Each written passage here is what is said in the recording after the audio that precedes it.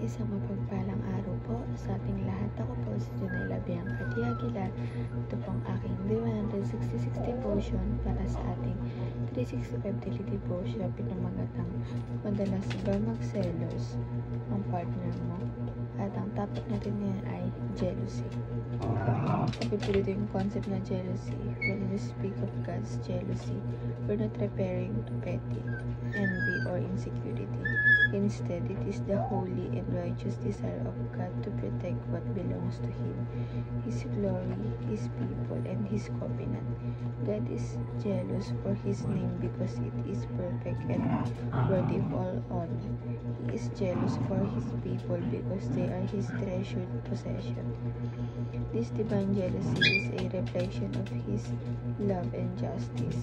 It moves Him to act when His name is dishonored or when His people turn to idols.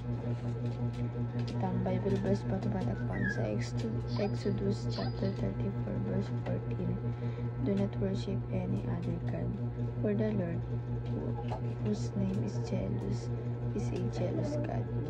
Sapagkat hindi ka sasamba sa ibang Diyos, sapagkat ang Panginoon na ang pangalan ay mapanigbuhuin ay Diyos na mapanigbuho.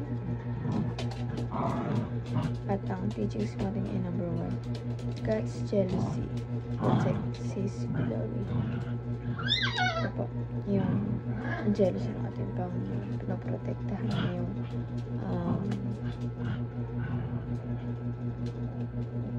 lahat yan.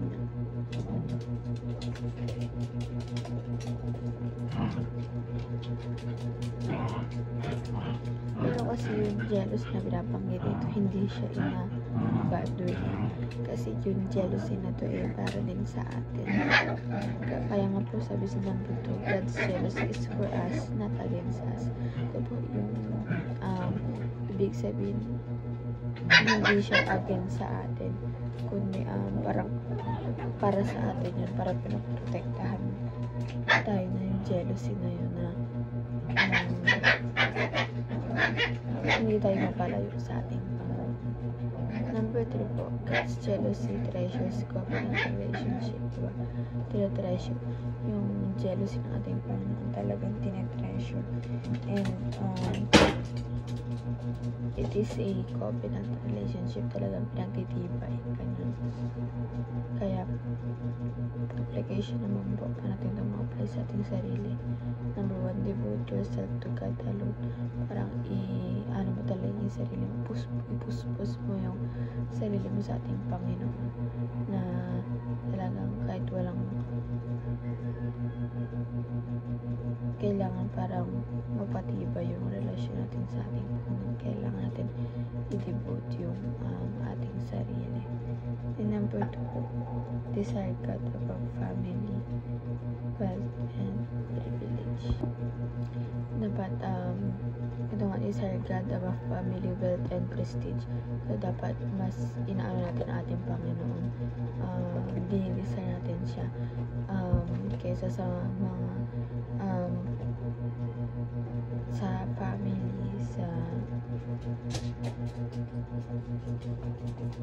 sa wealth and prestige. Kailangan mas inuuna natin siya kaysa sa ibang bagay, kasi dapat siya yung lagi na pinapuri natin at nagsasamba at sinasamba. Kailangan talaga na siya muna, parang siya muna bago yung iba. Kasi kailangan parang dito tinatest ng ating Panginoon kung totoo ba, kung totoo ba nasa Kanya na tayo, at kung totoo ba yung pananampalataya natin sa Kanya. Kasi kung totoo yung pananampalataya natin sa Kanya, talagang siya yung unahin natin kaysa sa ibang bagay. And lastly po, demolish all idols and anything that replaces God. Ito po, kung may idol tayo or alinis na pa sa ating Panginoon, kailangan alisin natin, demolish talaga natin. Talagang tanggalin po natin lahat na kasi hindi siya karapat-dapat na mas may mauna sa ating Panginoon dahil siya yung tagapagligtas natin na sa Kanya tayo galing, siya yung bawa sa atin. Kaya nangangailangan siya yung number 1 sa puso at isipan natin. Hindi lamang po ang aking devotion ngayong araw. Sana po may natutunan kayo at huwag mo itong kalimutan na i-share sa ating